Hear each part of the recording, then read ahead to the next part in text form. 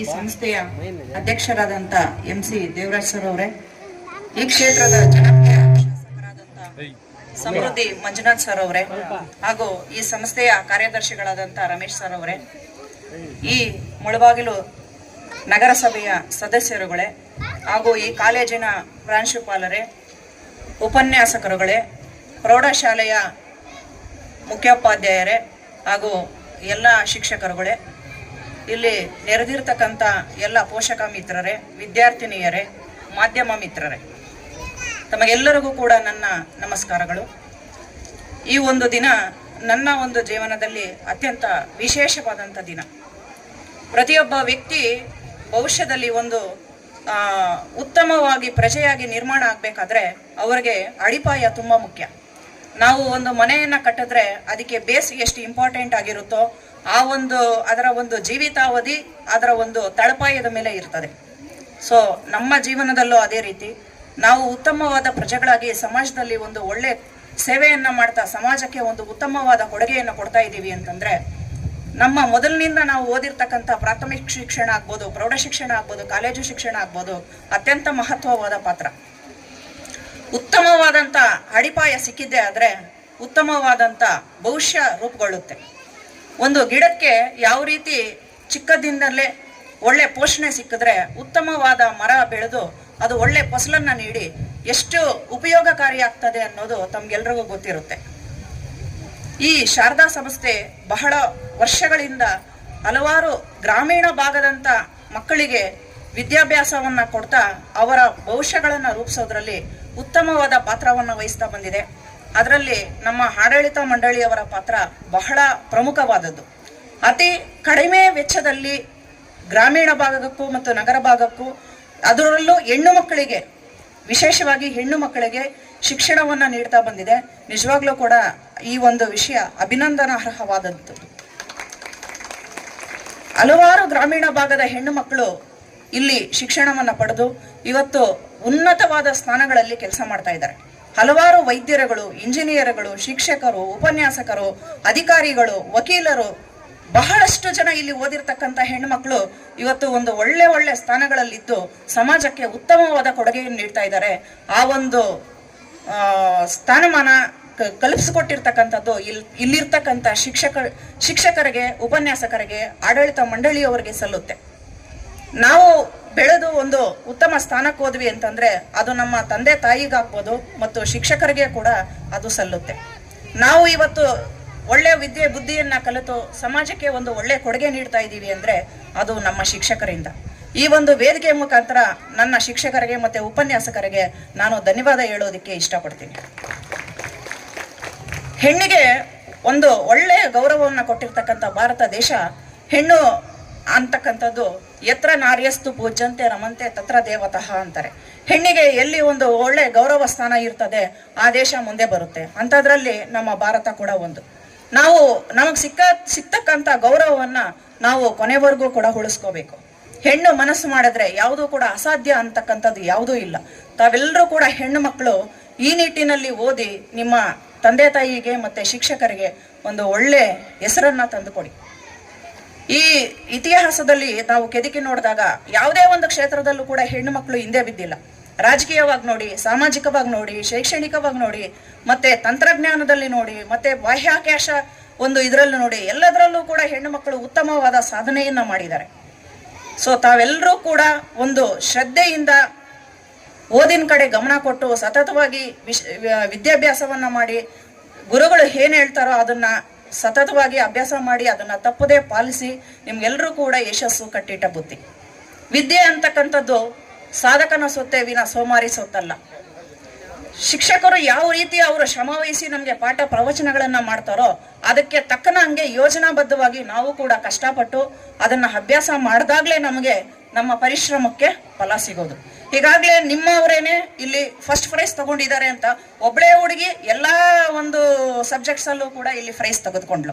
ನಿಮ್ಮಲ್ಲಿ ಏನು ಬರ್ಬೇಕಂತಂದ್ರೆ next year ನಾನು ಆ ಪ್ರೈಸ್ ತಗೋಬೇಕು ಅಂತಕ್ಕಂಥ ಛಲ ಬರಬೇಕು. ಪ್ರತಿಯೊಬ್ಬರಲ್ಲೂ ಕೂಡ ಆ ಒಂದು ಛಲ ಬಂದಾಗ್ಲೇನೆ ಅವರು ಓದೋದಿಕ್ಕೆ ಸಾಧ್ಯ. ಎಲ್ಲ ಸಬ್ಜೆಕ್ಟ್ಸಲ್ಲೂ ಒಬ್ಬರೇ ತಗೊಳ್ಳೋದಕ್ಕಿಂತ ನೀವೆಲ್ಲರೂ ಕೂಡ ಪ್ರಯತ್ನ ಪಟ್ಟಿದ್ರೆ ಆ ಪ್ರೈಸನ್ನು ನೀವು ಕೂಡ ತಗೋಬೋದಾಗಿತ್ತು. ನೀವು ಯಾಕೆ ಪ್ರಯತ್ನ ಪಡಬಾರ್ದು? ಸತತವಾಗಿ ಪರಿಶ್ರಮ ಮಾಡಿದ್ದೇ ಆದ್ರೆ ಎಲ್ಲರಿಗೂ ಕೂಡ ಸಕ್ಸಸ್ ಅಂತಕ್ಕಂಥದ್ದು ಕಟ್ಟಿಟ್ಟ ಬುತ್ತಿ. ನಾನು ಒಂದೆರಡು ಟಿಪ್ಸ್ ಹೇಳೋದಕ್ಕೆ ಇಷ್ಟಪಡ್ತೀನಿ. ನೀವೆಲ್ಲರೂ ಕೂಡ ಸತತವಾಗಿ 7 ರಿಂದ 8 ಗಂಟೆಗಳ ಕಾಲ ಅಭ್ಯಾಸ ಮಾಡಲೇಬೇಕು. ಪ್ರೌಢಶಾಲೆಗೆ ಬಂದ ಮೇಲಂತೂ 7 ರಿಂದ 8 ಅವರು ನೀವು ಖಂಡಿತವಾಗ್ಲೂ ಓದಲೇಬೇಕಾಗ್ತದೆ. ಕಾಲೇಜಿಗೆ ಬಂದ ಮೇಲೆ ಅದನ್ನ ಇನ್ನೂ 1-2 ಅವರ್ ಜಾಸ್ತಿ ಓದಬೇಕಾಗುತ್ತೆ. ನೀವೇನು ವರ್ಷ ಪೂರ್ತಿ ಓದಿರ್ತೀರಾ ಅದನ್ನೆಲ್ಲವನ್ನು ಕೂಡ ಕೀ ಪಾಯಿಂಟ್ಸ್ ತರ ಮಾಡಿಕೊಂಡು 10 ಪೇಜಲ್ಲಿ ಅದನ್ನ ಸಂಗ್ರಹಣೆ ಮಾಡ್ಕೋಬೇಕು. ಪ್ರತಿಯೊಬ್ಬರು ಕೂಡ ಈ ಟಿಪ್ಸ್ನ ಫಾಲೋ ಆಗಬೇಕು. ನಾನೀಗ ಎಲ್ಲೆಲ್ಲಿ ಕಾಲೇಜಸ್ಗೆ ಹೋಗ್ತೀನಿ ಮತ್ತೆ ಸ್ಕೂಲ್ಸ್ಗೆಲ್ಲ ಹೋಗ್ತಾ ಇರ್ತೀನಿ, ಅಲ್ಲೆಲ್ಲರಿಗೂ ಕೂಡ ಒಂದಷ್ಟು ಕಿವಿ ಮಾತುಗಳನ್ನ ಹೇಳ್ಬಿಟ್ಟು ಬರ್ತೀನಿ. ಪೂರ್ತಿ ಬುಕ್ಕನ್ನ ಓದಿರ್ತೀರಾ, ವರ್ಷ ಪೂರ್ತಿ ಓದಿರ್ತೀರಾ, ಎಕ್ಸಾಮ್ ಟೈಮಲ್ಲಿ ಅದನ್ನ ಕೀ ಪಾಯಿಂಟ್ಸ್ ತರ ಮಾಡ್ಕೊಂಡು ಇಟ್ಕೋಬೇಕು. ನೀವು ಅದನ್ನ ರೀಕಾಲ್ ಮಾಡ್ಕೋಬೇಕು. ಎಕ್ಸಾಮ್ ಟೈಮಲ್ಲಿ ಬುಕ್ ಪೂರ್ತಿ ಓದೋದಕ್ಕಾಗೋದಿಲ್ಲ. ಸೊ ನೀವೇನ್ ಮಾಡಬೇಕು, ಕೀ ಪಾಯಿಂಟ್ಸ್ ಮಾಡ್ಕೊಂಡಿರೋದು 10 ಪೇಜನ್ನ ನೀವು ಸತತವಾಗಿ ಅದನ್ನ ಪ್ರಾಕ್ಟೀಸ್ ಮಾಡ್ತಾ ಹೋಗ್ಬೇಕು. ಫುಲ್ ಬುಕ್ಕಲ್ಲಿ ಇರ್ತಕ್ಕಂಥ 100 ಪೇಜನ್ನ 10 ಪೇಜಿಗೆ ಇಳಿಸಿ ಪಾಯಿಂಟ್ಸ್ ಮಾಡ್ಕೊಂಡಿರ್ಬೇಕು. ಜೊತೆಗೆ ನಾವು ಪದೇ ಪದೇ ಒಂದೇ ವಿಷಯವನ್ನ ಅಭ್ಯಾಸ ಮಾಡೋದ್ರಿಂದ ಅದು ನಮ್ಮ ಸಬ್ ಕಾನ್ಶಿಯಸ್ ಮೈಂಡ್ ಅಲ್ಲಿ ಸ್ಟೋರ್ ಆಗಿರುತ್ತೆ. ಎಕ್ಸಾಮ್ ಟೈಮಲ್ಲಿ ನಿಮಗೆ ಅದನ್ನ ರೀಕಾಲ್ ಮಾಡ್ಕೊಂಡು ಬರೀಬಹುದು. ಸೊ ನೀವು ಹೆಚ್ಚಾಗಿ ಓದ್ತಾ ಇರ್ತೀರಾ, ಬರೆಯೋದ್ರ ಕಡೆ ಕಾನ್ಸಂಟ್ರೇಷನ್ ಮಾಡೋದಿಲ್ಲ. ಹೆಚ್ಚಾಗಿ ಓದಿ ಬರೀ ಸ್ಟೋರ್ ಮಾಡ್ಕೊಳ್ಳೋದನ್ನ ಬಿಟ್ಟು ನಿಮ್ಮ ಮೈಂಡ್ ಅಲ್ಲಿ ಇರ್ತಕ್ಕಂಥದನ್ನ ನೋಡದೆ 1-2 ಅವರ್ ರೈಟಿಂಗ್ ಪ್ರಾಕ್ಟೀಸ್ ಮಾಡಬೇಕು. ಬರೀ ಓದೋದನ್ನ ನೀವು 6 ಅವರ್ ಮಾಡಿದ್ರೆ 2 hours per day 2 hours continuous ಅದನ್ನ ಬರೀಬೇಕು.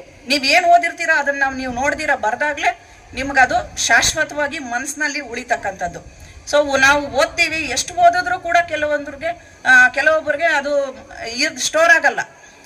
ಏನಕ್ಕೆ ಮರ್ತೋಗ್ತಾರೆ ಪದೇ ಪದೇ ಅಂತಂದ್ರೆ, ಓದಿದ್ದನ್ನೇ ಪದೇ ಪದೇ ಅಭ್ಯಾಸ ಮಾಡೋದ್ರ ಮುಖಾಂತರ ನಾವು ಅದನ್ನ ಪರ್ಮನೆಂಟ್ ಆಗಿ ಮೈಂಡ್ ಅಲ್ಲಿ ಸ್ಟೋರ್ ಮಾಡ್ಕೋಬಹುದು. ತುಂಬಾ ಜನ ಮಕ್ಕಳು ಏನ್ ಮಾಡ್ತಾರೆ ಅಂದ್ರೆ ಓದ್ತಾರೆ, ಬಟ್ ಓದಿದ್ದು ಅವ್ರಿಗೆ ನೆನಪಿರೋದಿಲ್ಲ. ಯಾಕೆ ನೆನಪಿರೋದಿಲ್ಲ ಅಂತಂದ್ರೆ ಅವರು ಸತತವಾಗಿ ಅದನ್ನ ಪದೇ ಪದೇ ಓದೋದಿಲ್ಲ. ಒಂದು ಸಾರಿ ಓದಿ ಮತ್ತೆ ಓದೋದೇ ಇಲ್ಲ. ಎಕ್ಸಾಮ್ ಟೈಮಲ್ಲಿ ಮಾತ್ರ ಓದಿದಾಗ ಅದು ನಿಮ್ಮಲ್ಲಿ ಇರೋದಿಲ್ಲ, ಸ್ಟೋರ್ ಆಗಿರೋದಿಲ್ಲ. ಸೊ ನಾನೇನ್ ಹೇಳೋದು ಅಂತಂದ್ರೆ, ಎಲ್ಲಾ ಸಬ್ಜೆಕ್ಟ್ಸ್ಗೂ ಕೂಡ ಸಮನಾದಂತ ಪ್ರಾತಿನಿಧ್ಯತೆ ಕೊಡಬೇಕು. ನನಗೆ ಮ್ಯಾಥ್ಸ್ ಇಷ್ಟ ಅಂತ ಬರೀ ಮ್ಯಾಥ್ಸೇ ಮಾಡಬಾರ್ದು, ಸೈನ್ಸ್ ಇಷ್ಟ ಅಂತ ಬರೀ ಸೈನ್ಸೇ ಓದಬಾರ್ದು. ಎಲ್ಲಾ ಸಬ್ಜೆಕ್ಟ್ಸ್ಗೂ ಕೂಡ ಮಿನಿಮಮ್ 1 ಅವರ್ ಪರ್ ಡೇ ಪ್ರತಿದಿನ ಎಲ್ಲಾ ಸಬ್ಜೆಕ್ಟ್ಸು ಓದಬೇಕು. ಎಲ್ಲಾ ಸಬ್ಜೆಕ್ಟ್ಸ್ನು ಕೂಡ ಅರ್ಧ ಗಂಟೆ ಬರೀಬೇಕು. ಹಿಂಗ್ ಮಾಡ್ತಾ ಹೋದಾಗ ಪ್ರತಿಯೊಬ್ಬರಿಗೂ ಕೂಡ 100% ರಿಸಲ್ಟ್ ಪಡೆಯೋದಿಕ್ಕೆ ಸಾಧ್ಯ ಆಗುತ್ತೆ. ನೀವು ಓದ್ತಕ್ಕಂಥ ಶೈಲಿನ ಬದಲಾವಣೆ ಮಾಡ್ಕೋಬೇಕು. ಬೆಳಿಗ್ಗೆ ಹೊತ್ತು 4 ಗಂಟೆ 4:15 ಮುಂಜಾನೆ ಸಮಯದಲ್ಲಿ 3 ಅವರ್ ಓದ್ಬೇಕು. ಸಂಜೆ ಹೊತ್ತು 4 ಅವರ್ ಓದ್ಬೇಕು. ಹೀಗೆ ನೀವು ಟೈಮ್ ಅಡ್ಜಸ್ಟ್ ಮಾಡಿಕೊಂಡು 8 ಅವರ್, ಮಿನಿಮಮ್ 8 ಅವರ್ಸ್. ಅದ್ರ ಮೇಲೆ ನಾವು ಇನ್ನೂ 15 ಅವರ್ ಓದ್ತೀವಿ ಅಂದ್ರೆ ವೆಲ್ ಅಂಡ್ ಗುಡ್, ಓದಿ, ತೊಂದರೆ ಇಲ್ಲ. ಬಟ್ ಹೆಚ್ಚು ಸಮಯವನ್ನ ಓದೋದಿಕ್ಕೆ ಮೀಸಲಿಡಬೇಕು. ಬೇರೆ ಆಕ್ಟಿವಿಟೀಸ್ಗಿಂತಲೂ ಕೂಡ ಓದೋದನ್ನೇ ಹೆಚ್ಚು ಕಾನ್ಸಂಟ್ರೇಷನ್ ಮಾಡಬೇಕು. ಸಹಪಠ್ಯ ಚಟುವಟಿಕೆಗಳಿಗೂ ಕೂಡ ನೀವು ಟೈಮ್ ಕೊಡಿ, ಆದ್ರೆ 1 hour or half an hour ಅಷ್ಟನ್ನೇ ನೀವು ಮೀಸಲಿಡಬೇಕು. ಯಾಕಂದ್ರೆ ನಿಮ್ಗಿದು ಒಂದು ಟರ್ನಿಂಗ್ ಪಾಯಿಂಟ್ ಇದ್ದಂಗೆ. ನೀವು 10th ಓದ್ತಾ ಇರ್ತೀರಾ, ಅದೊಂದು ಟರ್ನಿಂಗ್ ಪಾಯಿಂಟ್. PUC ಓದ್ತಾ ಇರ್ತೀರಾ, ಅದೊಂದು ಟರ್ನಿಂಗ್ ಪಾಯಿಂಟ್ ಇದ್ದಂಗೆ. ಈ ಸಮಯ ನಿಮಗೆ ಎಂದಿಗೂ ಸಿಗೋದಿಲ್ಲ. ಕಳೆದು ಹೋದ ಸಮಯ ಮತ್ತೆ ಯಾವತ್ತೂ ನೀವು ಅದನ್ನ ಪಡೆಯೋದಕ್ಕಾಗೋದಿಲ್ಲ. ಸಮಯ ಅಂತಕ್ಕಂಥದ್ದು ಅಮೂಲ್ಯವಾದದ್ದು. ಇವತ್ತು ಜಗತ್ತಿನಲ್ಲಿ ನಾವು ಎಲ್ಲವನ್ನು ಕೂಡ ಮತ್ತೆ ಮತ್ತೆ ಮತ್ತೆ ಸಂಪಾದನೆ ಮಾಡಬಹುದು ಕಷ್ಟಪಟ್ಟು. ಆದ್ರೆ ಈ ಕಳೆದೋಗಿರ್ತಕ್ಕಂಥ ಈ ದಿನ, ಈ ಸಮಯ ಮತ್ಯಾವತ್ತೂ ಸಿಗೋದಿಲ್ಲ. ನಾನು ಎಲ್ಲಾ ಹೆಣ್ಣು ಮಕ್ಕಳಿಗೂ ಕೂಡ, ನನ್ನ ಸಹೋದರಿಯರಿದ್ದಾಗೆ ನಾನು ಹೇಳ್ತಕ್ಕಂಥದ್ದು ಒಂದು ಕಿವಿ ಮಾತು ಏನಂತಂದ್ರೆ, ನಿಮಗೆ ಕೊಟ್ಟಿರ್ತಕ್ಕಂಥ ಒಂದು ಸದಾವಕಾಶ ಇದು. ಈ ಒಂದು ಸಂಸ್ಥೆಯಲ್ಲಿ ಒಳ್ಳೆ ಉಪನ್ಯಾಸಕರಿರ್ತಾರೆ, ಒಳ್ಳೆ ಶಿಕ್ಷಕರಿರ್ತಾರೆ. ಅವರು ಹೇಳೋದನ್ನ ಬಹಳ ಗಮನ ಇಟ್ಟು ಕೇಳಿಸ್ಕೊಳ್ಳಿ. ನಿಮಗೆ ಸಿಕ್ಕಿರ್ತಕ್ಕಂಥ ಸಮಯನ ವ್ಯರ್ಥ ಮಾಡಬೇಡ್ರಿ. ಯಾವುದೇ ಕಾರಣಕ್ಕೂ ಕೂಡ ಬಹಳ ಅಮೂಲ್ಯವಾದ ಕ್ಷಣಗಳನ್ನು ನೀವು ಉಪಯೋಗಿಸ್ಕೊಂಡಿದ್ದೆ ಆದ್ರೆ ಮುಂದಕ್ಕೆ ನಿಜವಾಗ್ಲೂ ಕೂಡ ನೀವು ಸಮಾಜದಲ್ಲಿ ಒಂದು ಉತ್ತಮ ಪ್ರತಿಭೆಗಳಾಗ್ತೀರಾ, ಮತ್ತೆ ಉತ್ತಮ ಸ್ಥಾನಮಾನವನ್ನ ಗಳಿಸ್ತೀರಾ. ನಿಮ್ಮ ತಂದೆ ತಾಯಿಗೆ ಮತ್ತೆ ಈ ಸಂಸ್ಥೆಯ ಶಿಕ್ಷಕರಿಗೂ ಕೂಡ ನೀವು ಒಂದು ಒಳ್ಳೆ ಹೆಸರನ್ನ ತಂದ್ಕೊಡ್ತೀರಾ ಅಂತ ಹೇಳ್ತಾ, ಸೊ ನನಗೆ ಸಮಯದ ಅಭಾವವಿದೆ. ಸೊ ಈಗ ಮುಂದೆ ಒಂದು ಆವಣಿಯಲ್ಲಿ ಮೀಟಿಂಗ್ ಕರೆದಿರೋದ್ರಿಂದ ನಾನು ಹೊರಡಬೇಕಾಗಿದೆ. ಇಲ್ಲಾಂದ್ರೆ ಇನ್ನೂ ಒಂದಷ್ಟು ಮಾತಾಡ್ಬೋದಾಗಿತ್ತು. ಸೊ ಮತ್ತೆ ಯಾವಾಗಾದ್ರೂ ನಾನು ಬಿಡುವು ಮಾಡಿಕೊಂಡು ಮತ್ತೆ ನಾನು ಇಂಥ ಫಂಕ್ಷನ್ಗಳಿಗೆ ಬಂದಾಗ ಮತ್ತಷ್ಟು ನಿಮಗೆ ವಿಷಯಗಳನ್ನು ಹೇಳಬೇಕು ಅಂತ ನನಗೆ ಅನಿಸ್ತಾ ಇದೆ. ನಾನು ಹೇಳ್ತೀನಿ ಖಂಡಿತವಾಗ್ಲೂ. ಈ ವೇದಿಕೆ ಮುಖಾಂತರ ನಾನು ಮತ್ತೊಮ್ಮೆ ನನ್ನ ಎಲ್ಲ ಉಪನ್ಯಾಸಕರಿಗೆ ಮತ್ತು ಶಿಕ್ಷಕರಿಗೆ, ಈ ವೇದಿಕೆ ಮೂಲಕ ನನ್ನ ಒಂದು ಈ ಸ್ಥಾನಮಾನಕ್ಕೆ ಕಾರಣರಾಗಿರ್ತಕ್ಕಂಥ ಶಿಕ್ಷಕರಿಗೆ ಮತ್ತು ಆಡಳಿತ ಮಂಡಳಿಯವರು ಕೂಡ, ನಾನು ಓದೋವಾಗ್ಲಿಂದ ಕೂಡ ನಮ್ಮ ರಮೇಶ್ ಸರ್ ಭಾಳ ಸಾರಿ ಕ್ಲಾಸ್ಗಳಿಗೆ ಅವರೇ ವಿಸಿಟ್ ಮಾಡಿಬಿಡೋರು. ಇದೇನು ಏನು ಅಂತನ್ಬಿಟ್ಟು ತುಂಬ ಓಡಾಡ್ತಾ ಇರೋರು. ನಮಗೆ ರಮೇಶ್ ಸರ್ ಬಹಳ ಕಾಳಜಿಯಿಂದ ಅವರು ಈ ಒಂದು ಸಂಸ್ಥೆಯನ್ನು ನೋಡ್ಕೊತಾ ಇದ್ದಾರೆ. ಸೊ ಅವರೆಲ್ಲರಿಗೂ ಕೂಡ ಈ ವೇದಿಕೆಯ ಮೂಲಕ ನಾನು ವಿಶೇಷವಾದ ಒಂದು ಧನ್ಯವಾದವನ್ನು ಅರ್ಪಿಸಿ ನನ್ನ ಮಾತನ್ನು ಮುಗಿಸ್ತೇನೆ.